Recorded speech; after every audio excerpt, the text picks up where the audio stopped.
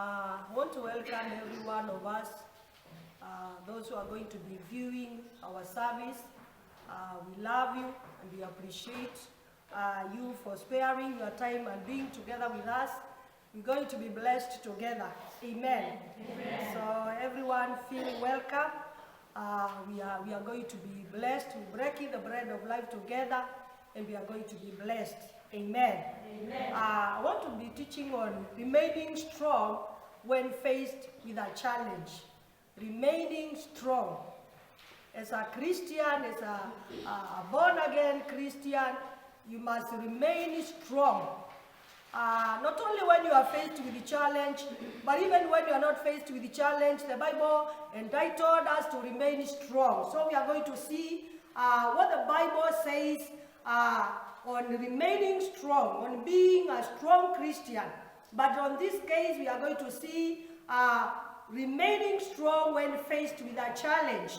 But I've said that you must remain strong all through as a Christian. Let me show you a scripture as we see on remaining strong when faced with a challenge. In the book of Ephesians chapter 6. Ephesians chapter 6 verse 10. Let's open our Bibles there. The Bible is saying, "Finally, my brethren, be strong in the Lord and in the power of his might." So the Bible is calling us as children of God to remain strong. So it's not only when you are faced with a challenge, it's not only when an issue has cropped in, but the Bible is calling us to remain strong. But for our case today, we are going to be seeing how to remain strong, especially when you are faced with a challenge. Because challenges have been there, challenges are there, challenges will still come. It's just normal to be faced with a challenge. But how you go about the challenge, that one matters a lot. So we are going to be seeing how to remain strong when faced with a challenge. And let me begin by reading a verse in the book of Proverbs. A very key verse to what we'll be teaching today in the name of Jesus. Proverbs chapter 24. Verse 10. If you faint, I want you to underline this verse, very key to what we're going to be discussing. If you faint in the day of adversity, your strength is small. So the Bible is saying, if you faint in the day, so it means there is a day of adversity. There is a day of challenge. There is a day when things will not turn the way you expected them to be. There is a day that things will not be the way you wanted them to be. But the Bible is saying, if you faint on that day of adversity, the problem is not with the challenge, problem is not with what has happened, problem is with your strength. Yes. Because the Bible is saying, if you faint in the day of adversity, in the day of challenge, in the day of problems, in the day of sickness, in the day of frustration, the issue is not the challenge. The issue is not that I am facing a very big challenge, that's why I have been overcome. No, the Bible is saying, if you faint in that day of adversity, problem is with your strength. So that's why where I'm getting my subject, that you must remain strong even when you are faced with a challenge. Amen. Things have not turned the way you expected them to be, but the Bible is calling you to remain strong. Amen. Because that challenge is not coming to bring you down. You are going to overcome. But how am I going to overcome? I must, number one, remain strong. Amen. So you are not the first person to face challenge. Challenges have been there. But how you face the challenge matters a lot. So we are going to read a story and then to see two characters in the Bible. How they were faced with a challenge and how they went about the challenge. And then we are going to learn a lesson. And from there, I'll be showing you how to remain strong. Amen. Especially when you are faced with a challenge. Amen. Amen. So we are going to see what to do. But before we see what to do, let's have a story of David. One time David was faced with a challenge And when he was faced with the challenge, we will see what he did, and we will see the other team, what they did when they were faced with the same challenge. It was just the same thing, but they acted differently. Because this is where we show our strength. You cannot show strength until something crops in your life. Yes. You may say, I'm strong. You may praise God. You may laugh. You may enjoy as a Christian. But when faced with a challenge, that is when we know how strong you are. Yes. So we are going to see what you do, especially when you are faced with a challenge as a child of God. So let's go in the book of 1 Samuel chapter 30. You can read the whole story, but we are going to read some verses and then we're going to see what happened. So let's read together. Now it happened when David and his men came to Ziklag on the third day that the Amalekites had invaded the south, and Ziklag attacked Ziklag and burnt it with the fire, and had taken the women, those who were there, from small to great. They did not kill anyone, but carried them away and went their way. So David and his men came to the city, and there it was, burnt with the fire, and their wives, their sons, and their daughters had been taken captive. Then David and the people who were with him lifted their voices and wept until they had no power to weep.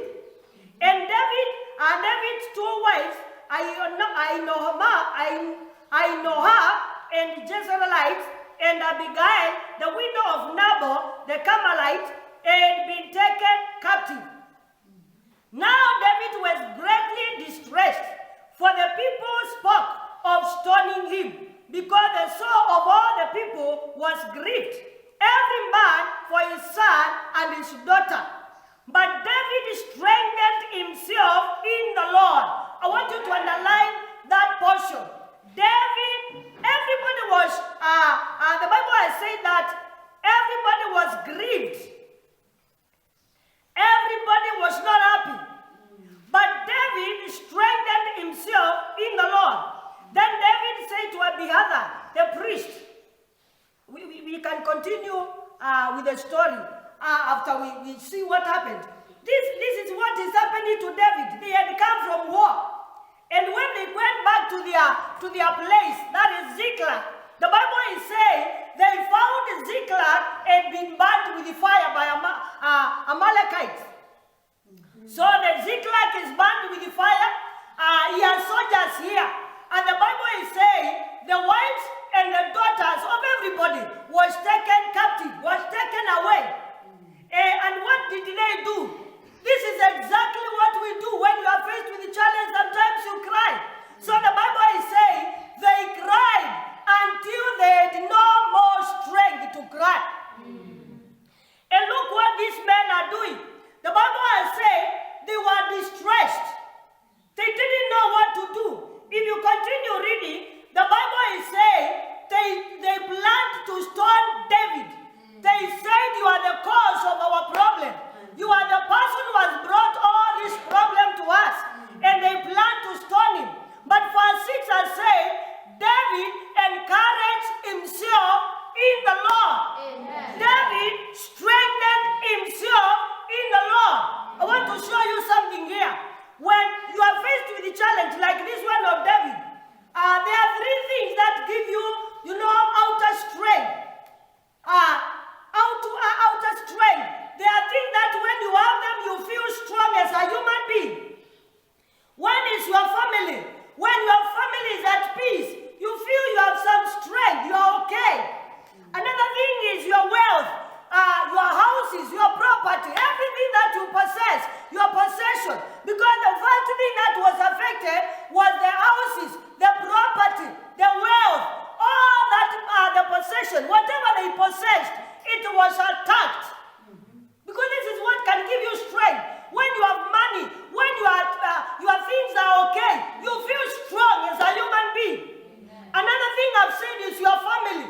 When your family is at peace, you are very strong. That's something to give you outer strength.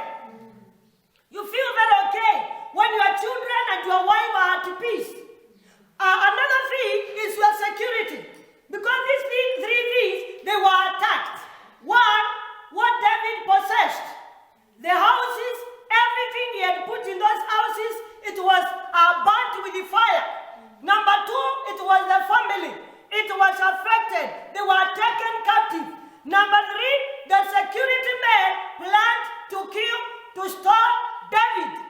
So, in short, David had no outward and outside strength. Yes. Whatever can give a man strength from the outside, it has already been destroyed. So here is David, no outer strength, no outside strength. Everything that he could lean on is already burnt, is taken captive. The soldiers are against him. So when your Ziklag is burnt, what are you supposed to do? Because sometimes your expectation is turned sour. What you wanted, you expected things to happen, whatever you happen to happen, it turns against you. You expected something to work for you, it works against you. What are you supposed to do? That is what I'm calling Ziklag has been burnt. There are times when our Ziklag is burnt with fire. What you do determines how you are going to come out of the issue. Because this is exactly what is happening with David. He has found his Ziklag is burnt. His 2 wives have been taken away. His soldiers are planning to stone him. So he has no anything to defend him. He has no joy from outside. His joy that can give him strength to continue from the outside has been taken away. Yes. So the only strength that remains, it is inner strength. Amen. It is inside now, because outside has been affected. What is remaining is only inside strength. That's why I'm saying you must remain strong. Not from the outside. You must remain strong even when your outside is affected. Even what you thought will work for you turns against you. Even when your family is not doing well, you must remain strong as a child of God. Because this is what the Bible is telling us. If we faint in the day of adversity, it is not about the challenge, it is about our strength. And that's why David is strengthening himself in the Lord. So today we're going to see, how can I strengthen myself in the Lord when my Ziklag is burnt with fire? Hallelujah. When your relationship is not working, when your family is like breaking, what are you supposed to do? When your business is not working well, what are you supposed to do? Because your Ziklag is burnt, you must now strengthen yourself in the Lord. Hallelujah. Because this is where now we differentiate between the strong Christian and the weak Christian. Look what the soldiers are doing. They are distressed. And after being distressed, they turn the blame to David. This is exactly what people do. When you are faced with a challenge, you turn the blame to somebody else. But we are not turning the blame to anybody. We are doing like David. We are strengthening ourselves in the Lord. We are going to emerge strong. We are going to have victory in whatever we are facing in the name of Jesus Christ. Hallelujah. We are not going to grow weak. We are going to strengthen ourselves in the Lord. Amen. So I'm speaking to somebody who is down as you are receiving this word. You feel discouraged. You feel things are not working the way you expected them to work. Your family is about to break. Your body is sick. But I have come in with the word of God that you must strengthen yourself in the Lord. In the name of Jesus. There is a word to give you strength to overcome that challenge. There is a word to keep you strong, to give you strength to go through that challenge. Because you are not going to drown, you are going to overcome in the name of Jesus. So we must remain strong. We are not going to be weakling Christians. We are going to remain strong. Even if what is happening in your life, remain strong. That's why the Bible is saying, finally, brethren, be strong in the Lord. So you must remain strong when faced with a challenge and when not faced with a challenge. Because this is where this is our portion in the name of Jesus Christ. Let's go in the book of Proverbs. Psalm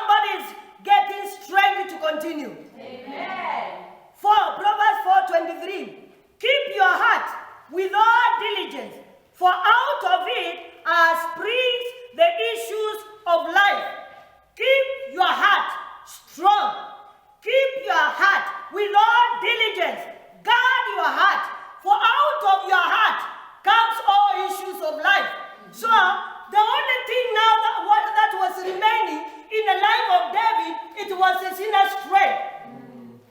Can I say something here? Even if you are facing a hard thing, guard your heart. Amen. Because when your heart is affected, you cannot overcome what you are going through. So you must guard your heart from fear. You must guard your heart from anxiety. You must guard your heart from, bitterness. You must guard your heart from everything that can make it weak. Because if your strength is lacking, then you are going to be overcome by what you are facing. But you must remain strong. So we are going to see how to strengthen our inner man so that we can overcome what is happening in the outside. Yes. Because already the Ziklag is burnt. Already our hope is frustrated. But am I going to remain weak? No. I will now go to my inner man and strengthen him. After he is strong, I know I will overcome what I'm facing. In the name of Jesus. Amen. So number one, how to remain strong, how to strengthen yourself in the Lord. One, you must feed your spirit man with the truth, with the word of God. You must feed your spirit man. Because I've said, now it remains your inner strength alone. Because already what was outside, what was giving you hope from the outside has been affected. The only now part remaining is your inner strength. Now I'm going to strengthen my inner man so that I can go through what I'm facing. I must feed my spirit man with the truth. I must feed my spirit man with the word of God. Because this is what will give me strength when my Ziklag is burnt. Yes. Amen. Amen. So let's go in the book of Proverbs, chapter 24. Proverbs 24, where we started, but verse 5. A wise man is strong.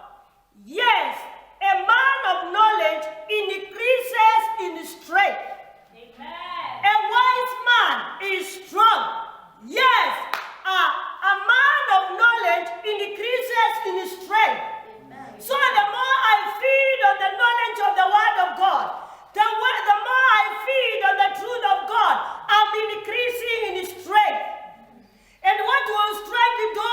Will give me to overcome what is from the outside. Yes. What is happening from the outside? Because we were taught, if you faint in the day of adversity, your strength is small.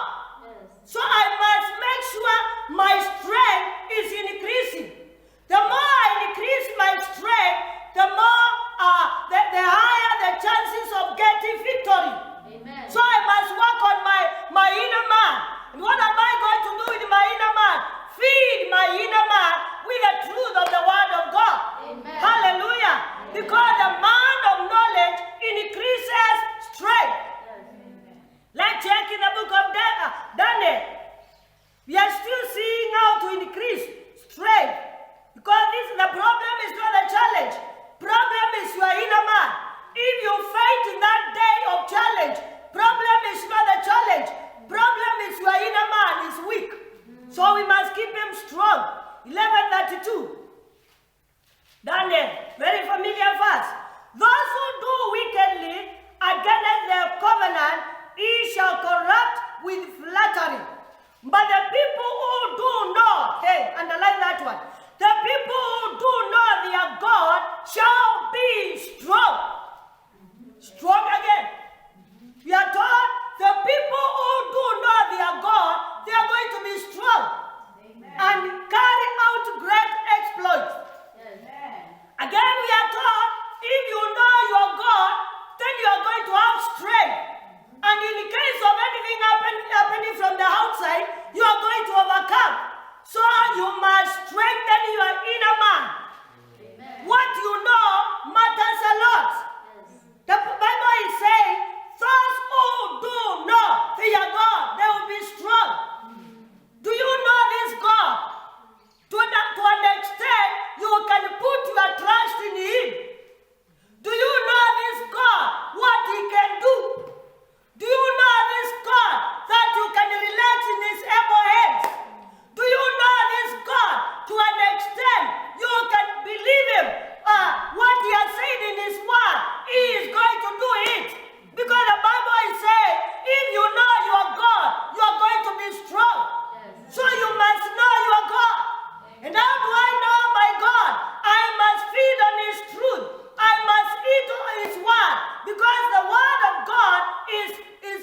His will pertaining my life. So when I feed on the word of God, I am understanding His will pertaining my life. Amen. So I must feed on the truth. I must keep on knowing God. Can I show you an example of one person who said, I know this God? Let's go to the book of Job. Job is another man who was challenged. But when he was faced with the challenge, he didn't do the way some of us do. Look what he said in the book of Job chapter 19, verse 25. The Bible is saying, for I know that my Redeemer lives, and he shall stand at last on the earth. And after my skin is destroyed, this I know. I want you to underline those portions. He say, I know. Because I've said, the Bible has said, if you know your God, you are going to remain strong. Because you know what your God will do. You know how powerful your God is. You know what God is going to do to that situation. Because the Bible is saying, those who do know, they are God. And Job is saying, I know my Redeemer liveth. Who is a Redeemer? A Savior. I know my Deliverer, my Savior is alive. He is not dead. My God has not died. Yes, I'm faced with a situation, but I know my God is alive. Amen. My God liveth. My God is here. What is He going to do? After my skin is destroyed, this one thing I know, that my flesh, that in my flesh I shall see God. Amen.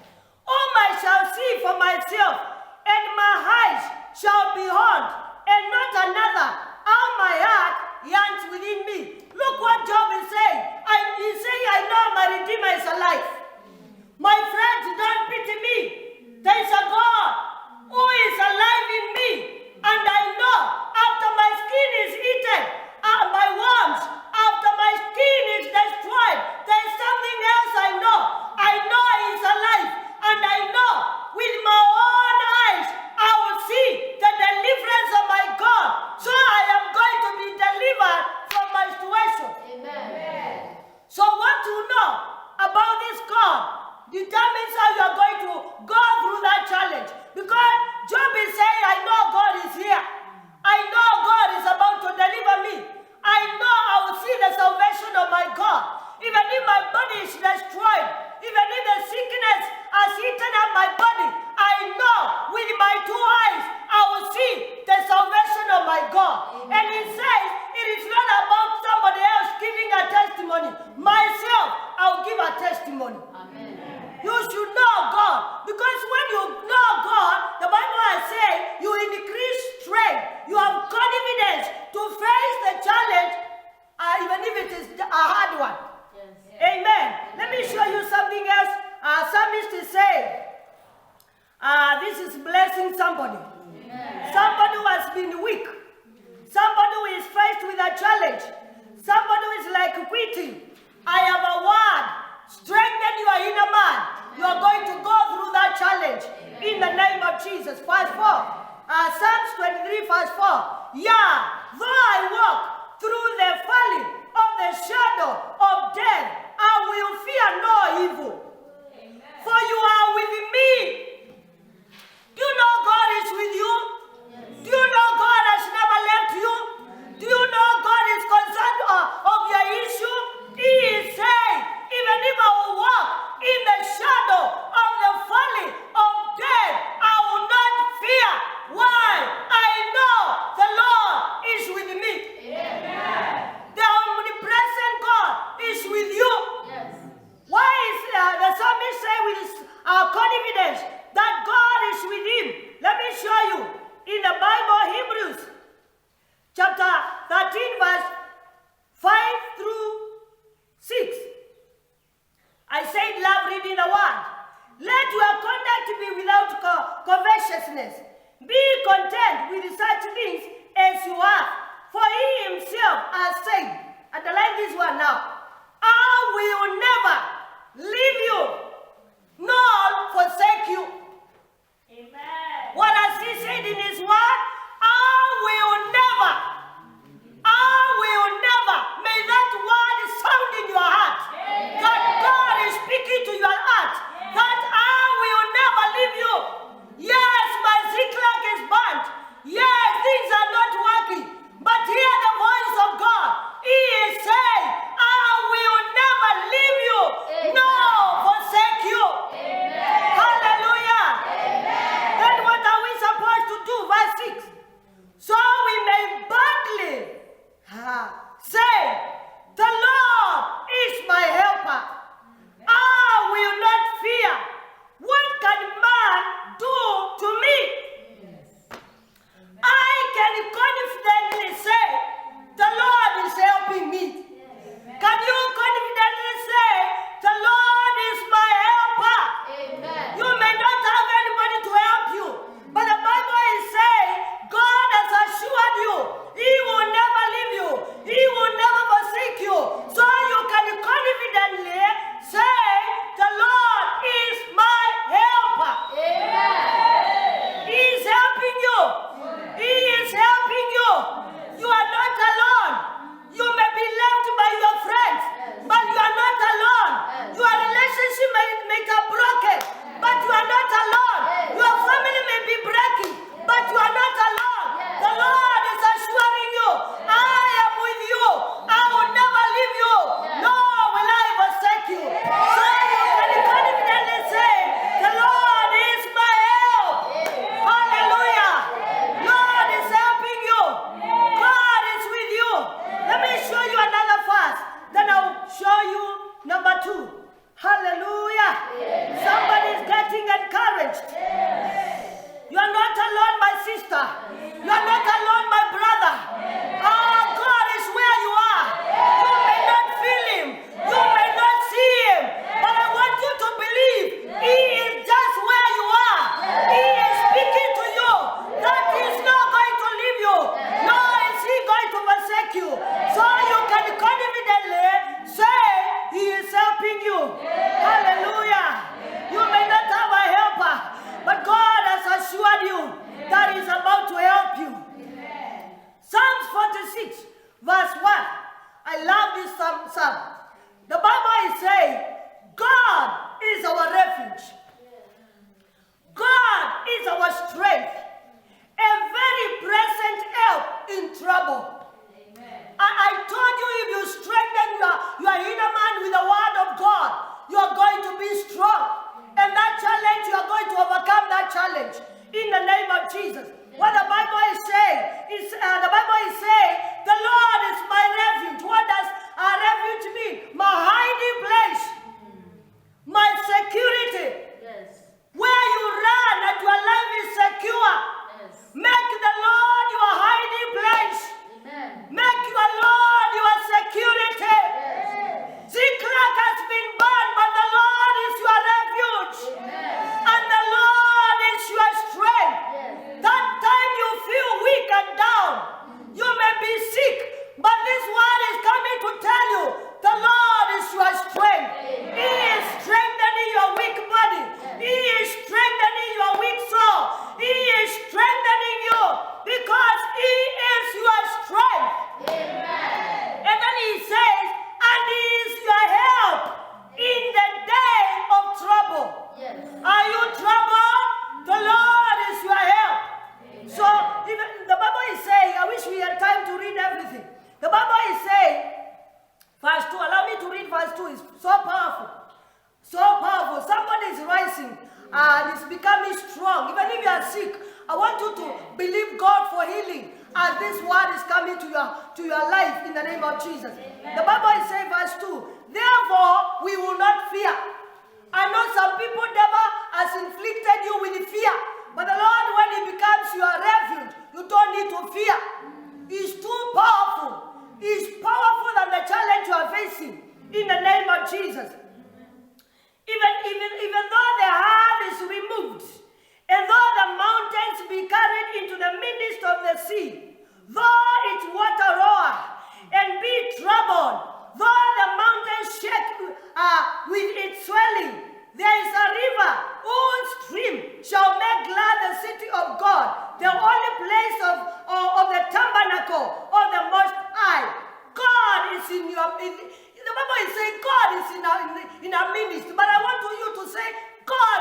my ministry. Amen.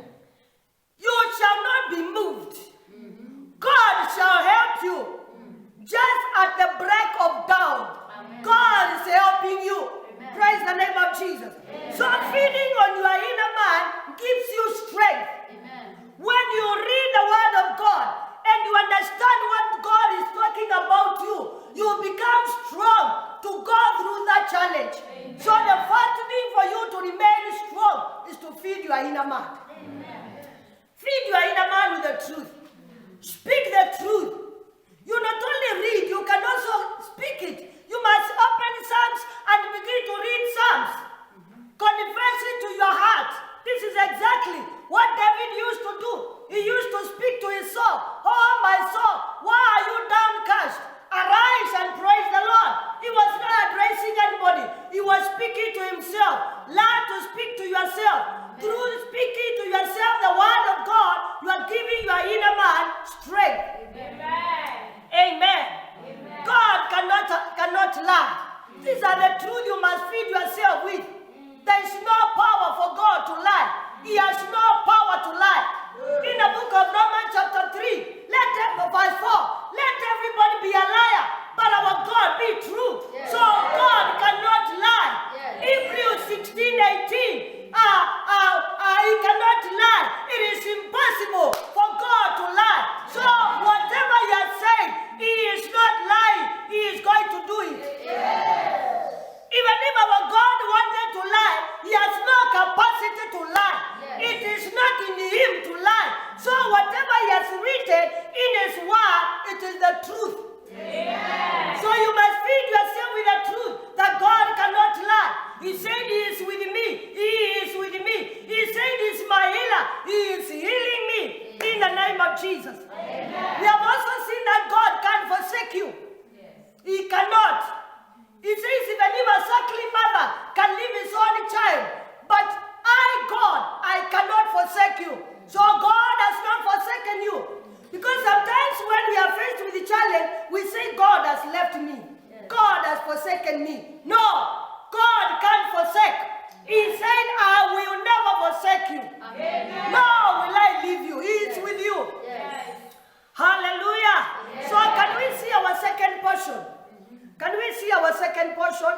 If we don't finish, we're going to finish in our in the other service. Our Wednesday service, we are going to finish in the name of Jesus. So number 2, guard your joy. Guard your joy. There is power in guarding your joy. Joy. Joy. Let's see what joy does. And then we're not going to go about it because our time is up. But let me just read a portion of scripture as we pray. Nehemiah, a very familiar verse.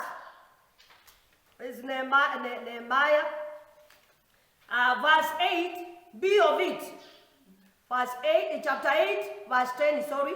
Chapter 8, verse 10. I want us to read the portion I want. Do not sorrow, for joy of the Lord is your strength. Amen. Another thing to draw strength from God to our inner man, is the joy of the Lord.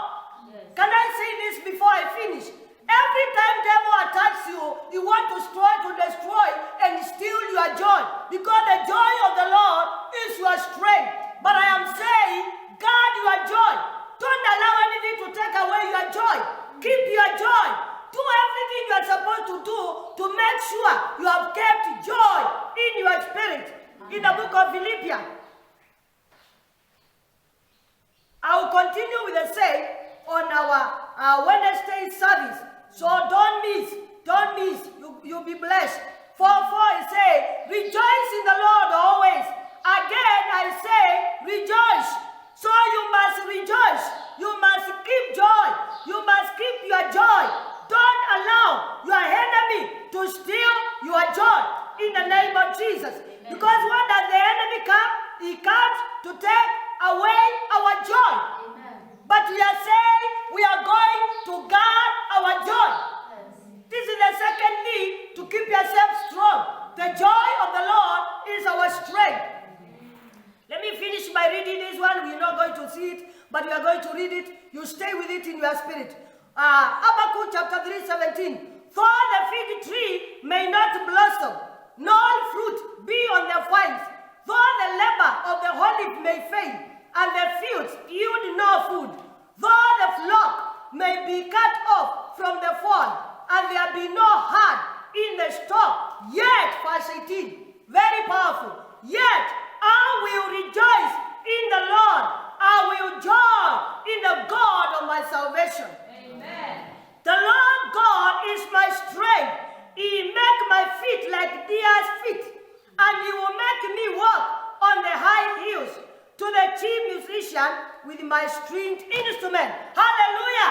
The Bible is saying, even if in the field there is nothing, even if in my cattle place there is nothing, this one thing I will make sure it is there. I will enjoy, I will rejoice in the Lord, God of my salvation. Amen. So our second point is to guard your joy. But we will continue from there. I'll teach you on guarding your joy. Because this is the second thing. Don't allow anything to take away your joy. I'll show you how joy is powerful for strengthening your inner man. So we have seen the two things.